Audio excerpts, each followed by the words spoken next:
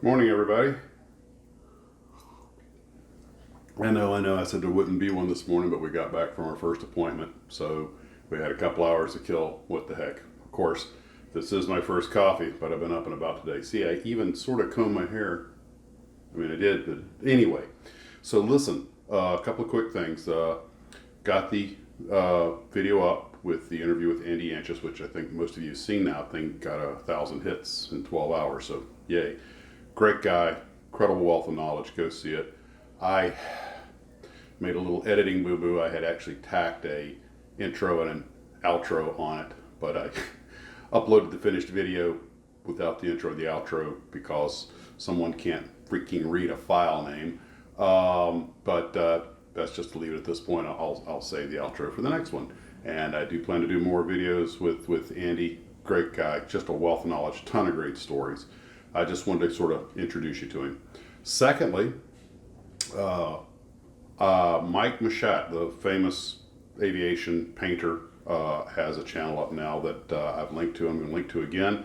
You guys may remember in my original video on the history of plastic scale models, the one that started this whole thing, I had talked a little bit about the importance of box art. Well, he just put up a great video on the entire psychology and color patterns and all that stuff on box art. I just watched it. It's fantastic. If you're a model person, you've got to see this. So I'm going to put a link below.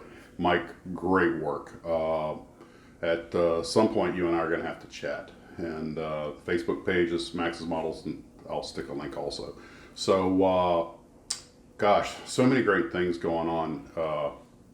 For me, starting this whole thing was just an accident, sort of. I made a video and things just went from there, but I couldn't be happier with the people I'm meeting and talking to and everything. And it's just, well, it's not surprising. We all share a very common interest, and it's a community. And it kind of makes me wish I was from a small town. There were no modeling clubs, but it probably would have been a little bit different experience for me if I was in one, which brings up a question for you guys today, which may or may not be a subject of the video, about your modeling clubs if you have them. You can shoot some video or take some pictures, give me some details, and maybe at some point I can put together some sort of video on that. I'm not a great model builder, but I do love it. Heck, I'm not even a good model builder, but I have fun, and that's what it's about. But I do sort of see myself, along with some of these other folks, as kind of carrying the torch as a videographer and a historian. So that's today's thing. Oh, man. First cup is good, even if you've been up for a few hours. And not a whole lot else right now. Got some good weather down here. The storm's passed, and possibly today gonna get some work done. I'm gonna build up the Saturn V. I gotta be honest, even though I got started on this paper launch umbilical tower, since the instructions are in a PDF file, my computer's in the bedroom, I have to make it in the bedroom. But I have to be honest, if you've built one of those, you tell me, but it just seems like a pretty intimidating project. I think Dave Meyer, man, the amount of information he has on the launch umbilical tower, which obviously he had to have to put this together, but he also puts in the PDF, it's just staggering. That thing's almost as impressive as the rocket itself in its own way. I actually knew an engineer who worked for Boeing, which was one of many contractors that built that thing.